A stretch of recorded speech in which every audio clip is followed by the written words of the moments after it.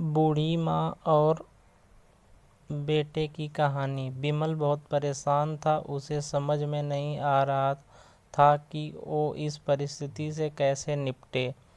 वो अपनी माँ को बहुत चाहता था, किंतु उसकी पत्नी और बच्चे उसकी माँ से बहुत दूर भागते थे, क्योंकि उसकी माँ की एक आंख नहीं थी, साथ ही उसकी कमर भी 90 अंश पर झुकी थी।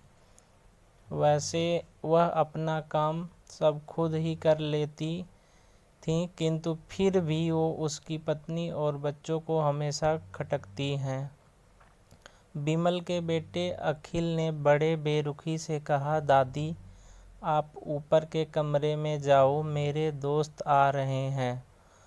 पर बेटा मैं तो यहाँ बहुत दूर बैठी हूँ, बिमल की माँ ने बहुत प्यार से कहा।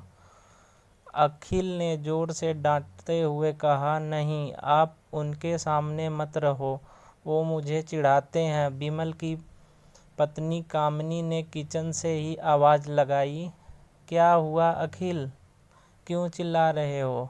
अखिल ने शिकायत भरे लहजे में कहा, देखो न माँ, ये दादी यहाँ पर ही बैठी हैं। कामिनी ने बेटे का पक्ष लेते हुए कहा, माँ जी आप ऊपर चली जाओ, क्यों हम लोगों को लजवाती हो। बेचारी बूढ़ी माँ चुपचाप उठकर जीने के सहारे ऊपर जाने लगी।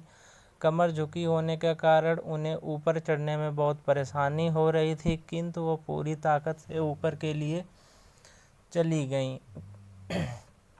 बिमल को रोना आ गया, किंतु फिर भी वह चुप रहा। उसे समझ में नहीं आ रहा था कि वो क्या करे। अपने बेटे की मनस्थिति को बूढ़ी माँ अच्छी तरह से जानती थी और बेटे को कोई कष्ट न हो, इसलिए वो चुपचाप ऊपर चली गईं।